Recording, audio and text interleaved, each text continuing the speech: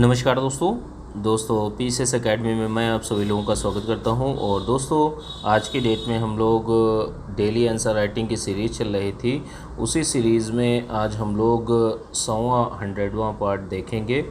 100वां part है और इस पार्ट में 2 प्रश्नों को देखते हैं। यह जो ड्राफ्टिंग है दोस्तों आपका यूपी पीसीएस मेंस और बीओ मेंस के लिए बहुत ही ज़्यादा इम्पॉर्टेंट है। तो इन चीज़ों को आप लोग लिखते रहिएगा। जितने ज़्यादा से ज़्यादा प्रश्न हो सके उतना लिखने का प्रयास करिए, क्योंकि जब लिखेंगे वही आपका अपना है, बाकी सारी चीज़ें बेकार हो जाती हैं।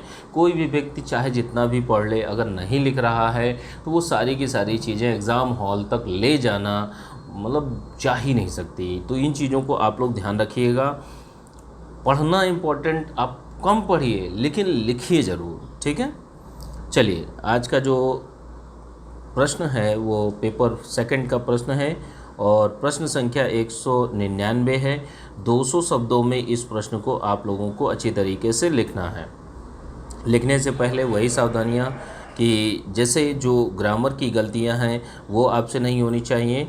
जो इंट्रोडक्शन पार्ट है, बॉडी पार्ट है, कंक्लूज़न पार्ट है, तो तीनों में एक एक कोटेशन, कविता, श्लोक, मूवी के गीत, बोल, इन सारी चीज़ों को ऐड कर सकते हैं और अपने उत्तर को बेहतर बना सकते हैं। जो कोटेशंस होती हैं दोस्तों वो बहुत ही ज़्यादा इम्पॉर्टेंट होती हैं और इन चीज़ों को आप लोगों को अच्छी तरीके से समझना है। इन चीज़ों को समझते हुए अच्छे से उत्तर को लिखने का प्रयास करिए। और इसमें जैसे जो अच्छी जिस व्यक्ति की भी अच्छी हैंड राइटिंग है तो उसको अच्छे मार्क्स मिलने की संभावनाएं बढ़ जाती हैं। और दोस्तों बैकग्राउंड में जो आवाज़ें आया करती हैं तो अब कुछ दिनों के बाद, इस मंथ के बाद आपको आवाज़ें नहीं आएंगी, बिल्कुल अच्छा वीडियो बनकर आएगा। थोड़ी सी समस्याएं हैं, कुछ दिनों की हैं, सारी की सारी चीज़ें अब ठीक हो जाएंगी, ठीक है। चलिए आज का लेक्चर जो है उसको स्टार्ट करते हैं। देखिए प्रश्न क्या है। 199 नंबर प्रश्न है। 200 शब्दों में लिखना है। जितनी शब्द सीमा में कहा जाए उतनी ही शब्द सीमा में आप लोगों को लिखना है। नियंत्रक और महालेखा परीक्षक, जिसको कैग कहा जाता है, इसके कर्तव्यों को स्पष्ट करना है। तो अब आपको बताना है कि कैग क्या है, इसका संविधान में वर्णन कहाँ है, कैग के कार्य क्या है, और अंत में आप कैग के कर्तव्यों को बताइए।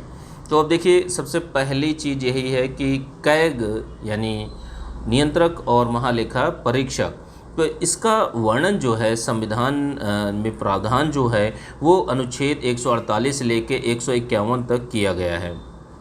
148 से लेके 151 तक। अब यह क्या करता है, इसका उद्देश्य क्या है, यह कार्य क्या करता है।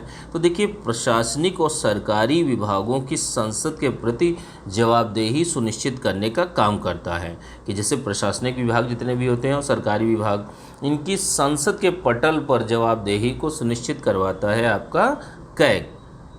कितने अनुच्छेद में है? अनुच्छेद 148 से 151 के मध्य में ये चीज़ें, इनका प्रावधान हमारे भारतीय संविधान में किया गया है।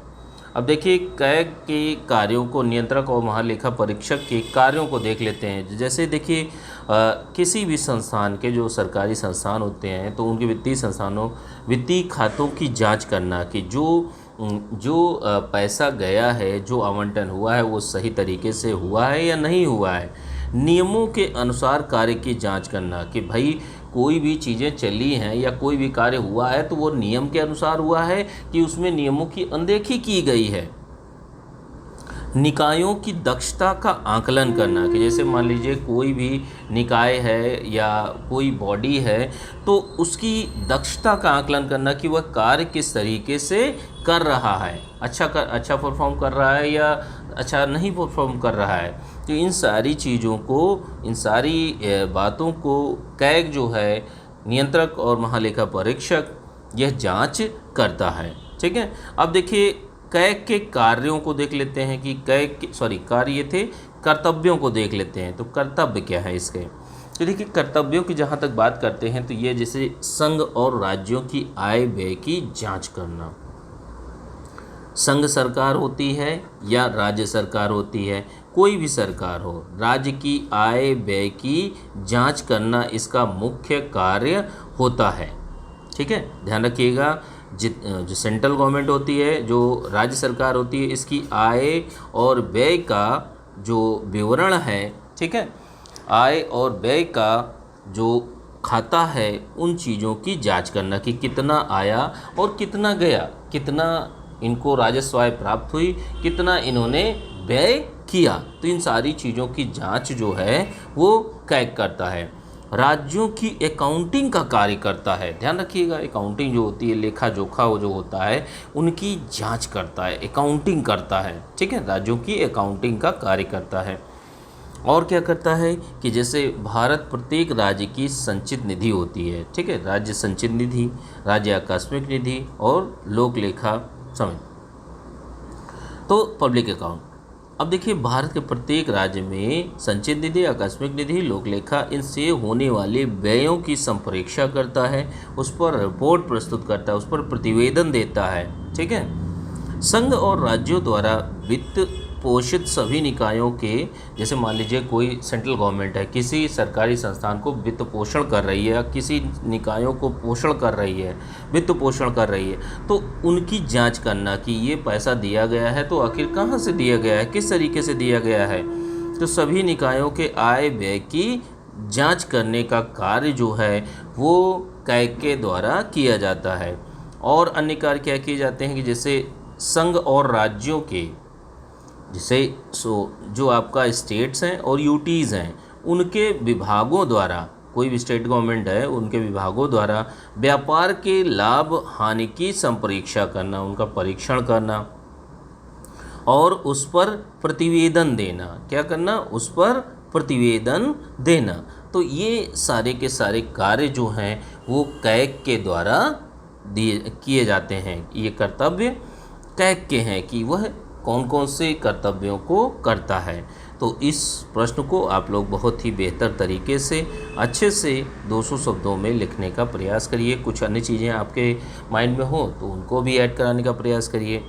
और यह पीडीएफ जो है दोस्तों आपको यूपी पीसीएस मेंस 2020 के पेड ग्रुप में आप लोगों को मिल जाएगी। जो लोग भी यूपी पीसीएस मेंस ग्रुप 2020 का मेंस का बैच ज्वाइन करना चाहते हैं ज्वाइन कर सकते हैं। नंबर है 9140085178। तो इस पर आप लोग जानकारी ले सकते हैं। ठीक है, चलिए आज के दूसरे प्रश्न को देखते हैं। 125 शब्दों में आपको देखना है और करंट अफेयर का प्रश्न है दोस्तों। प्रश्न संख्या जो है 200 है और 125 शब्दों में इस प्रश्न को आप लोगों को लिखना है। देखिए, जो बीओ मेंस है तो बीओ मेंस में भी आप लोगों को क्या है, आप लोगों से तो करंट अफेयर के प्रश्न तो पूछे ही जाएंगे 125 शब्दों में, 50 शब्दों में। अगर आप 125 शब्दों का अच्छे तरीके से लिख लेते हैं तो आप 50 शब्दों में भी लिख सकते हैं और 25 शब्दों में भी लिख सकते हैं। ठीक है, तो इन सारी चीज़ों को ध्यान में रखते हुए अच्छे से इस प्रश्न को लिखने का प्रयास करिए। कुछ सावधानियां होती हैं कि जैसे जो ग्रामर की गलतियां हैं वो आपसे नहीं होनी चाहिए। जो इंट्रोडक्शन पार्ट है, बॉडी पार्ट है, कंक्लूजन पार्ट है, तो तीनों में एक एक कोटेशन, कविता, श्लोक, मूवी के गीत, बोल, इन सारी चीज़ों को भी ऐड कर सकते हैं और अपने उत्तर को बेहतर बना सकते हैं। ठीक है, इसके साथ में जो अच्छे वक्तव्य होते हैं, जो अच्छी लाइन्स होती हैं, महान विचारकों की लाइन्स होती हैं, तो उनको भी आप अंडरलाइन करने का प्रयास करिए। कुछ डेटा, फ्लो चार्ट, डायग्राम, इन सारी चीज़ों का भी आप उपयोग करिए। देखिए प्रश्न क्या है, प्रश्न को देखते हैं। राष्ट्रीय रोजगार नीति पर टिप्पणी करनी है आपको। अभी हाल ही में 2020 को 18 जून 2020 को राष्ट्रीय रोजगार नीति पर एक फास्ट ट्रैक करने का निर्णय किया गया है। ठीक है, राष्ट्रीय रोजगार नीति 2020। अब देखिए इसका कार्य क्या होगा जी कि जैसे 500 मिलियन कार्यबल की औपचारिकता को सुनिश्चित करना। ठीक है, सामाजिक सुरक्षा, रोजगार सृजन, ये सारी की सारी चीज़ें देश में जो स्थितियां हैं उनको बेहतर करना। सामाजिक सुरक्षा, रोजगार सृजन, उत्पन्न चुनौतियों और व्यवधानों सामाजिक सुरक्षा और रोजगार सृजन करना इसका मुख्य औचित्य है। और क्या है इसमें, जैसे राष्ट्रीय रोजगार नीति 2020 में कि जैसे रोजगार सृजन हेतु रोड मैप बनाना कि किस तरीके से इस नीति के माध्यम से हम रोजगार सृजन कर सकते हैं। जैसे कोविड-19 के समय कोविड-19 के कारण लॉकडाउन किया गया था, तो लॉकडाउन के समय रोजगार की स्थिति अच्छी नहीं थी, बहुत सारे लोगों का रोजगार गया, जिसकी वजह से अब बेरोजगारी की स्थिति उत्पन्न हो रही है और जो उत्पन्न चुनौतियां हैं, व्यवधान है, उनको ध्यान में रखते हुए जो यह राष्ट्रीय रोजगार नीति है इसका क्रियान्वयन बहुत ही बेहतर तरीके से होना चाहिए। ठीक है, तो इन सारी चीज़ों को आप ध्यान में रखते हुए आगे कार्य करिए। उसके आगे क्या है कि जैसे राष्ट्रीय रोजगार नीति के उद्देश्यों को बताइए, तो यह दूसरा प्रश्न है, इसी में ही दूसरा पार्ट है। अब राष्ट्रीय रोजगार नीति के उद्देश्यों को जो हम लोग देखेंगे तो इसका उद्देश्य मुख्य क्या है। देश में राष्ट्रीय रोजगार नीति किस संबंधित, रोजगार से, तो रोजगार के अवसर, नए अवसर जो हैं वो पैदा करने के लिए नए उद्यमों और उद्योगों को आकर्षित करना, नए उद्यमों और उद्योगों को आकर्षित करना, मौजूदा कार्यबल को बेहतर बनाना। कि जैसे मान लीजिए जो हमारे पास में स्ट्रेंथ है, जो हमारे पास मैन पावर है, उसको बेहतर तरीके से और रोजगार परक बनाना। जो मौजूदा कार्यबल है उसको अच्छी तरीके से प्रशिक्षण दिया जाए, और प्रशिक्षण प्लस एजुकेशन दोनों टाइप की चीज़ें दी जानी चाहिए, वो भी रोजगार परक होनी चाहिए। ठीक है, राष्ट्रीय रोजगार नीति 2008 में से पहली बार जो है राष्ट्रीय रोजगार नीति लाई गई थी यूपीए के कार्यकाल में, लेकिन वह असफल रही थी। अब देखिए अगला पॉइंट जो है राष्ट्रीय रोजगार नीति के उद्देश्यों में, कि जैसे कौशल प्रशिक्षण कार्यबल क्षमता में वृद्धि। तो कहने का मतलब यह है कि जो कार्यबल है, जो लोग हैं, उनको कौशल प्रशिक्षण मिलना चाहिए, जिससे जो कार्यबल है, जो लोग हैं, उनकी क्षमता में वृद्धि हो सके। तो इसके लिए राष्ट्रीय रोजगार नीति लाई गई है।